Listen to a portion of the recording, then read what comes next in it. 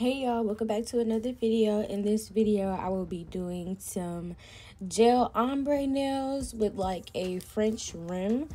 Came out super cute. We ended up going with the gel polish method only because I didn't have all of the colors in acrylic. So I mean, I could have broke it up, do acrylic and gel polish, but since I had all the colors in gel polish, we just went ahead and went that route.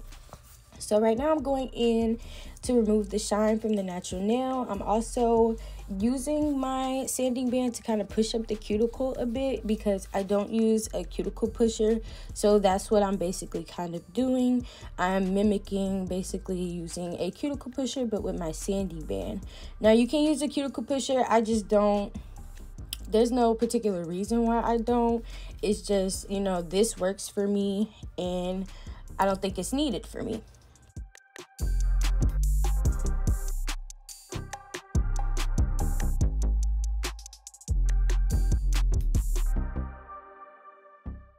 Now I'm going in with my cuticle bit just to kind of detach the skin from the natural nail. This will also help with the next step when it comes to cuticle nipping. Now please be very careful while doing this. I have my drill set to 4,000 RPM. I'll usually toggle it between 3,000 to 5,000 RPM. It just depends on how thick their nails is and how sensitive their cuticles are.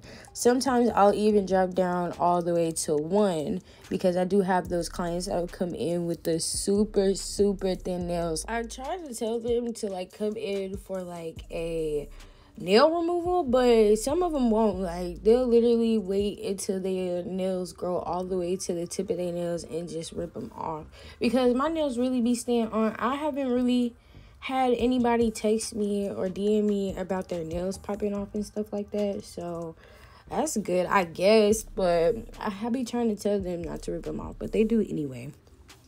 So right now I'm just going in with my cuticle nippers just to remove all of that dead skin. This will help when applying the acrylic towards the cuticle. You won't get as much flooding because I feel like if they have a lot of cuticle, which she doesn't have much, but she has a good amount. So like if you go to put the acrylic towards the cuticle area, it'll kind of flood more because you have like a rim, like a bump there, and it'll be a mess. And it just looks better when you cut the cuticles or tend to the cuticles. So y'all, please get to them cuticles or start practicing on yourself. If you're scared you're gonna cut them, just start practicing on yourself. If you don't have any, I say try doing your toes. I don't know, because it's weird. I have cuticles, like cuticle buildup on my nails, on my hands, but for my feet I don't have any cuticle buildup. Like, I don't cut anything if I'm being completely honest. Now I'm going in with my cutting scissors to cut the nails tip to size. I'm making sure that I kind of hold the pinky towards the ring finger to make sure like it's kind of the same length. The pinky is always going to be a little shorter. I push the middle finger up towards the ring and the pointer just to get those aligned as much as possible. And then for the thumb, I'll do the same thing I kind of did with the pinky. I'll look over towards the other nails just to kind of get an idea. Then cut. Then I'll ask the client, if it's too long, because sometimes I'll look at it, I'll be like, I don't know if the thumb is a little too long, but I'll ask and they'll usually say no. But if they do say yes, I'll go ahead and cut it.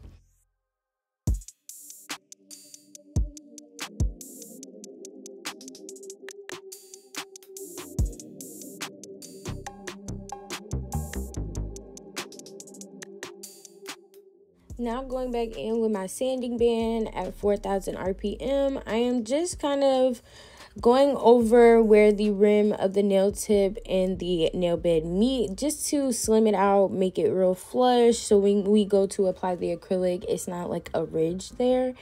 And I don't go all the way down the nail. It's not really needed. It's technically just preference. So if you want to go all the way down the nail with the sanding band, go right ahead. I typically just don't. I'm just focused on one area. And depending on how long the nails is, that could add an extra, 5 to 10 minutes and stuff. And when you go to do extra stuff, sometimes it do add time, And me, I like to get enough clients in throughout a day. So, you know, I don't want to say like I'm rushing them, or, you know, the quality of their nails or what I'm doing is not right. But yeah, I typically don't really try to do the extra stuff if it's not needed or called for. For the dehydrator and primer, I used Mia's Secret. Now I'm going in with my gel polishes. I am just putting it right where the nail tip is. I'm not really putting it on her nail bed, only because it's ombre. So technically it don't really matter, and I don't really want to put gel polish on her natural nail bed.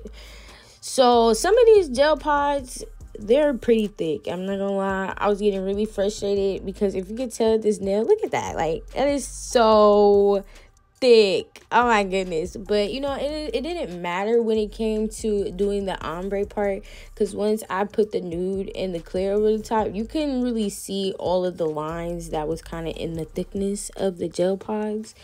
I do like these gel pods, but the consistency is it's really weird for some of them. Like, some of them be real nice and buttery, and then the other ones will be thick and chunky and just wild. But I will have them linked down in the description box. I don't think I would buy these again. I'm not gonna lie. I probably would try a different brand. Now, these were good, but just because of the consistency, it was just all wonky for every single, like, look at that. Oh my goodness. It went on like butter, but it's just so thick. Like, why is it so thick? I'm watching it with y'all, like, oh my goodness. But yeah, I'm gonna try some different pods after I run out of these, but they do pretty good for the most part. Some of them I can't use for like nail art and stuff because they just be too thick, and I don't know how to water them down. Like, I could add some clear acrylic, but I feel like it would just be clear and I would have to do extra coats, you know? So for the ombre part, I do the acrylic on top of the polish first, and then I'll do the ombre. I feel this method works so much better trying to ombre into gel polish, only because like when you get to putting that nude on, I don't know, it's kind of weird. It doesn't really ombre, and then it kind of looks chalky. I'll do it on the next nail so that you can kind of see what I'm talking about. I'll wipe the entire thing off because I was not messing with it.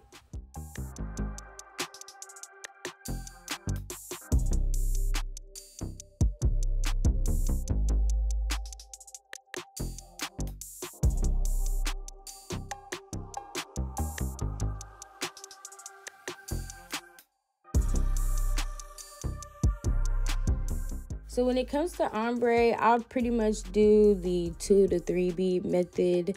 I used to do the 1 bead method, but I feel like it comes out way better when you take your time and just do the extra beads.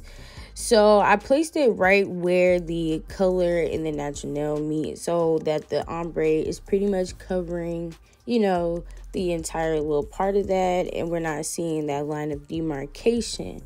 Now I'm just using the tip of my brush to kind of feather it down. I don't want it to go all the way down because, mind you, it's ombre. So we want to keep the color that we place towards the tip of the nail.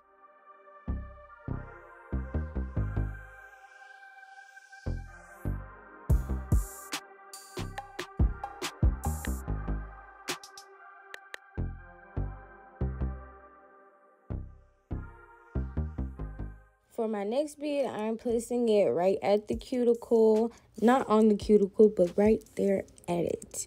Then I'm going to use the tip of my brush to push it up because I just want to push a little bit amount of it. I don't want to push the entire bead that I just placed. That would cause flooding, and we don't really want that. But it's okay if you do get flooding. Just kind of wipe your brush off and then dip it into the monomer. Then I want you to kind of wipe it on your paper towel a couple of times to make your brush flat at the tip. And that'll help you break that acrylic away from the skin. Then once I feel like the nail is looking right and the ombre is ombreing, I'll put a bead of clear acrylic right on top just to seal everything so we don't sand all of that away when we get to filing.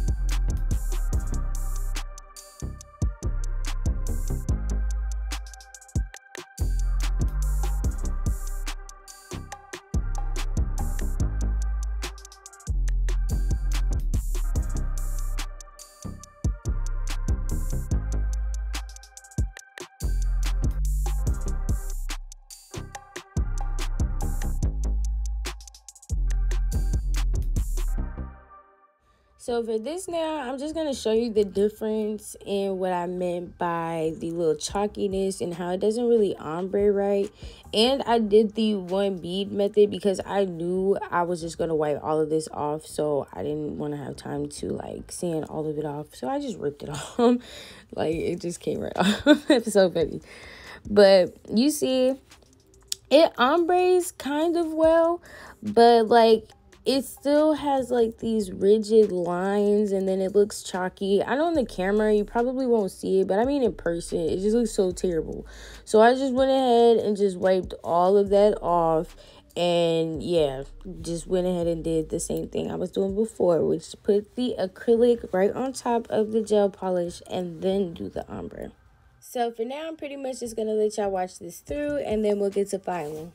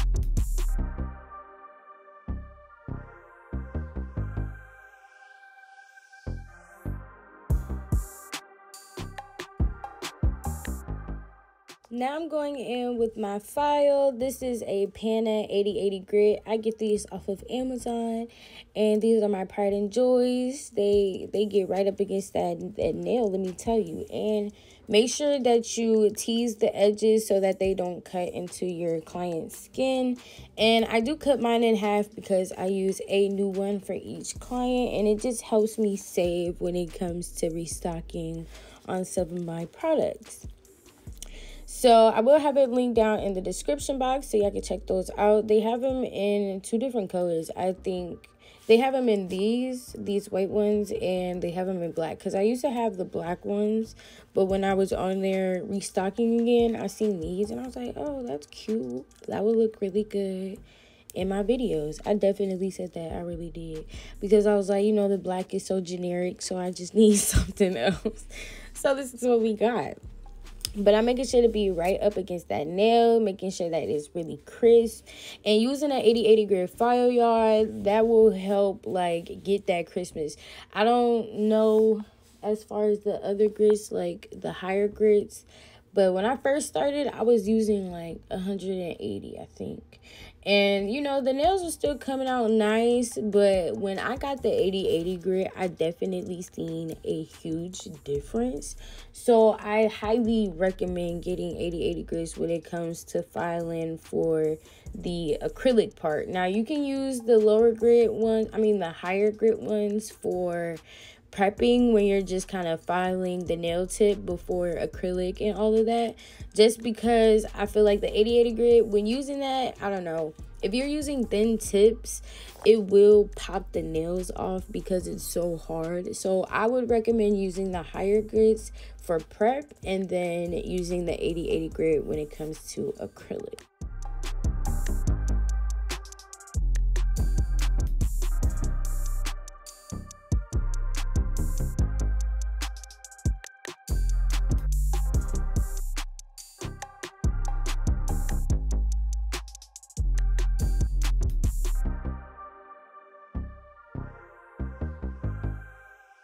Now moving on to e-filing, I have my e-file set to 18,000 RPM.